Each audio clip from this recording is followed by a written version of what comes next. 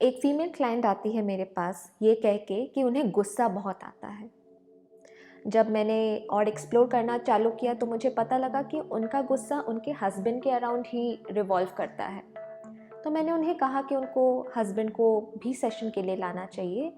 उन्होंने अपने हाथ खड़े कर दिए। उन्होंने बोला कि मेरे हस्बैंड बिल्कुल नहीं मानेंगे, क्योंकि वो इन चीज़ों में बिलीव ही नहीं करते, वो थेरेपी जैसी चीज़ों में बिल्कुल बिलीव नहीं करते।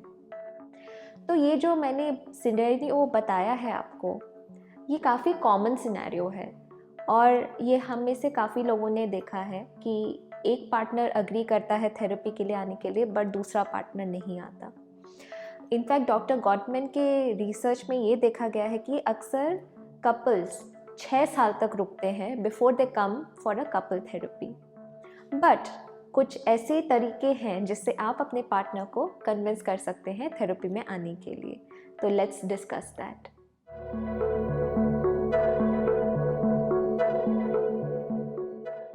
पहला पॉइंट, आप ये कपल थेरेपी का डिस्कशन तब लाइए जब आप और आपके पार्टनर दोनों अच्छे मूड में हो। अक्सर जो चीज़ें गुस्से से स्टार्ट की जाती है उसका एंड भी गुस्से से होता है। सो इट्स वेरी इंपॉर्टेंट कि ये सारी चीज़ें आप अच्छे तरीके से लाएं। मेक श्योर कि आप दोनों के पास उस टाइम काफ़ी वक्त है एक दूसरे की बातें सुनने के लिए। दोनों अच्छे मूड में हैं। अगर मूड अच्छा और करना चाहते हैं तो उसके पहले, डिस्कशन से पहले आप या तो साथ में कुछ कुकिंग कर लीजिए या फिर साथ में कोई भी एक्टिविटी, चाहे वो कॉमेडी सीरीज़ देखना, उससे मूड थोड़ा लाइट रहेगा। एंड उसके बाद आप वो टॉपिक थोड़ा जेंटली इंट्रोड्यूस कीजिए। मेक श्योर कि आपका वॉइस भी बिल्कुल जेंटल हो और बिल्कुल काम हो। तो आप उन्हें कह सकते हैं कि मैं चाहती हूँ कि हमारा रिलेशनशिप और बेहतर हो और मैं आपसे भी जानना चाहती हूँ कि किस तरह हम इसे बेहतर कर सकते हैं। तो इस तरह का अप्रोच लेना ज़रूरी है। इससे उन्हें भी कहने का मौका मिलेगा और आपको भी अपनी पॉइंट ऑफ व्यू आगे रखने का मौका मिलेगा। इस दौरान ये भी हो सकता है कि उन्होंने जैसे ही बोलना चालू किया, आपको ब्लेम या क्रिटिसिज्म सुनने को मिलेगा। उससे आपको डीमोटिवेटेड फील नहीं करना है। ये समझना ज़रूरी है कि ये expression, these blame and criticism are expression of pain inside them. उनका जो दर्द है वो बाहर आ रहा है।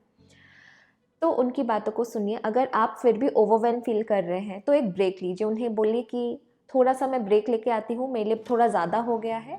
और वो ब्रेक में आप या तो थोड़ा सा वॉक कर लीजिए या फिर म्यूज़िक सुनिए जिससे आपको थोड़ा अच्छा फील होता है, या कुछ भी कीजिए जिससे आप बेहतर महसूस करें और उसके बाद आप ये डिस्कशन कीजिए। ऑन द अदर हैंड, कुछ ऐसे भी पार्टनर्स होते हैं जो बहुत ही शांत होते हैं या फिर एंग्शियस होते हैं और वो ज़्यादा बातें नहीं करते। तो आप ये टॉपिक को इंट्रोड्यूस करने के लिए उन्हें 3 to 4 लाइन्स का एक लेटर लिख सकते हैं, जिसमें आप उनको एक इनवाइटिंग तरीके से लेटर लिखिए कि मैं इन चीज़ों के बारे में बात करना चाहूँगी और आपकी ओपिनियन भी जानना चाहूँगी कि हम अपने रिलेशनशिप को कैसे बेहतर करें। तो हम किसी टाइम साथ में बैठ के बात कर सकते हैं। इस तरह का जब आप अप्रोच लेते हैं तो उन्हें भी अच्छा लगता है, उन्हें भी थोड़ा स्पेस मिलता है अपने माइंड में चीज़ें क्लियर करने के लिए और फिर वो अप्रोच करके आपसे बात करने आते हैं। दूसरा पॉइंट है लिसन। अपने पार्टनर की बातों को सुनिए। मेंटेन दैट क्यूरियोसिटी कि अभी आप ये रिलेशनशिप जो बेहतर बनाना चाहते हैं उसके लिए उनका सजेशंस भी आप ले रहे हैं। उस एटीट्यूड से उनके सजेशंस को सुनिए। अपने पॉइंट ऑफ व्यूज़ भी रखिए, बट ऐसा नहीं कि आप अपने पॉइंट ऑफ व्यू को एज अ काउंटर आर्ग्यूमेंट दे रहे हैं कि उन्होंने कुछ बोला इसलिए आप भी जवाब दे रहे हैं। बट आपका इंटेंशन ये होना चाहिए कि आप किस तरह रिलेशनशिप को बेहतर कर सकते हैं। तो उनकी तरफ से भी समझने की कोशिश कीजिए। उनसे पूछिए कि कैसे कर सकते हैं हम। तीसरा point, introduce couple therapy to them. अब आपने उनसे बातें कर ली, उनकी बातें सुन ली, उनसे कहिए कि मैं समझ सकती हूँ कि आप क्या क्या चीज़ें इम्प्रूव कराना चाहते हैं और ये कपल थेरेपी के थ्रू पॉसिबल है। तो मैं काफ़ी एक्साइटेड हूँ कि अब हम कपल थेरेपिस्ट को अप्रोच करके अपने रिलेशनशिप में काम कर सकते हैं और अपने रिलेशन को और बेहतर बना सकते हैं। तो इससे एक उनका पॉजिटिव एटीट्यूड भी दिखेगा। चौथा पॉइंट, उनको आपके साथ थेरेपी में ज्वाइन करने के लिए रिक्वेस्ट कीजिए। अब ये याद रखना है कि फोर्स नहीं करना है उन्हें, आप उन्हें रिक्वेस्ट कर रहे हैं आपके साथ आने के लिए, ताकि आप साथ में मिलके अपने जो भी कंसर्न्स है उसका सल्यूशन निकाल सकें। अब ऐसा भी हो सकता है कि वो बोलेंगे कि नहीं, मैं नहीं आ सकता। जैसा कि मैंने कहा, क्यूरियोसिटी बनाए रखना है। आप उनसे जानने की कोशिश कीजिए कि वो इतना हेजिटेट क्यों कर रहे हैं कपल थेरेपी के लिए आने के लिए।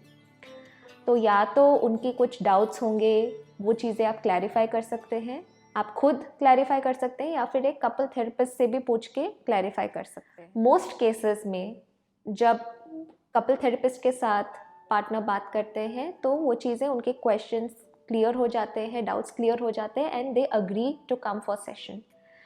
बट कुछ ऐसे भी केसेस हैं जहाँ आपने लाख कोशिश कर ली बट रिज़ल्ट ज़ीरो, उन्होंने फिर भी मना कर दिया।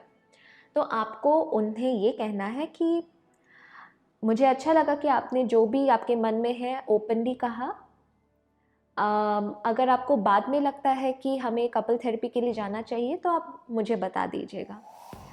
तो इस तरह का एक ओपनिंग स्टेटमेंट रख दीजिए। इससे क्या होगा कि आपके पार्टनर भी शॉक्ड हो जाएंगे कि क्या बात है, इन्होंने तो आज कुछ काउंटर आर्ग्यू नहीं किया, उनके लिए भी थोड़ा अनयूजुअल हो गया। एंड वेरी हाई चांसेस कि वो खुद आपके पास आकर बोलेंगे कि चलो हमें कपल थेरेपी के लिए जाना चाहिए। सो ट्राई दैट एंड सी कि आप में किस तरह से वो इफ़ेक्टिव काम करता है। सो ये तो तरीके थे कि आप किस तरह अपने पार्टनर को कन्विंस कर सकते हैं, एंड कपल थेरेपी काफ़ी हेल्पफुल हो सकता है। तो बिना हेजिटेशन के कपल थेरेपिस्ट के पास जाइए, आपकी रिलेशनशिप बहुत इम्प्रूव होंगी। और बिल्कुल ये ध्यान में रखिए कि कपल थेरेपिस्ट एक ट्रेन प्रोफेशनल होते हैं, वो आपके कंसर्न्स को बेहतर समझ पाएंगे, आपको गाइड कर पाएंगे, और आप दोनों को उनसे काफ़ी सपोर्ट भी मिलेगा।